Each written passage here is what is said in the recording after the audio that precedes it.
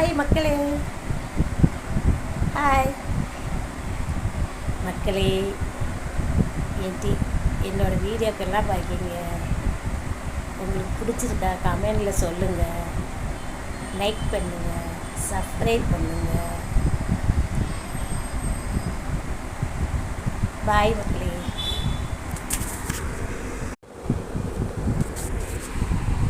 Hi மக்களே, எல்லோரும் நல்லா இருக்கீங்களா? நல்லா இருக்கணும் மக்களே. நான் போடுற வீடியோலாம் உங்களுக்கு பிடிச்சிருக்கா கமெண்டில் சொல்லுங்கள். அப்புறம் லைக் பண்ணுங்கள், சரிங்களா மக்களே? நான் கொஞ்ச நாளைக்கு இங்கே ஒரு டிஃபன் கடை வச்சுருந்தேன். அந்த டிஃபன் கடை பெரிய அளவு இல்லை, ஒரு சின்னதாக. ஏன்னா ஒத்தைக்கு நின்று நடத்துறதுனால பெரிய அளவு வைக்கல, சின்ன கடை.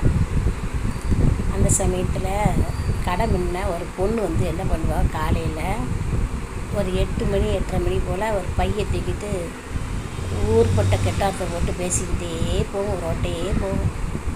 ஆனால் அதனால மனநல பாதிக்கப்பட்டு இருக்க போல இருக்குது இந்த பொண்ணு, பாவம் அப்படின்னு நினச்சிட்டு இருந்தேன். நினச்சிட்டு எவ்வளோ வேலையை பார்ப்பேன், டெய்லி அவளை பார்ப்போம்ல தினமும்.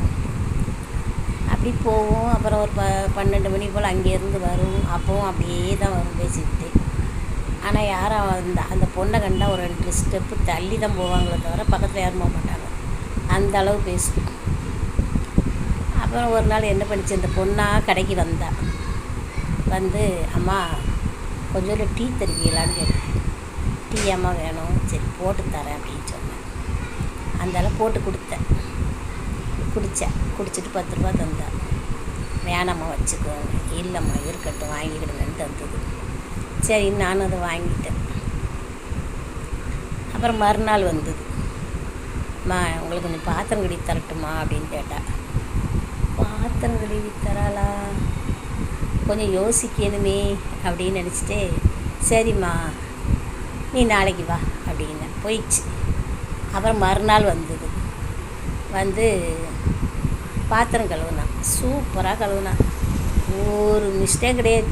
அவ்வளோ அருமையாக கழுவி போட்டு அந்த இடத்த பெருக்கி நல்லா கழுவி விட்டு அவ்வளோ சுத்தமாக வச்சுட்டு போச்சுது. அப்போ நான் நினச்சேன், மனநல பாதிக்கப்பட்டது இப்படி வேலை செய்யுமா?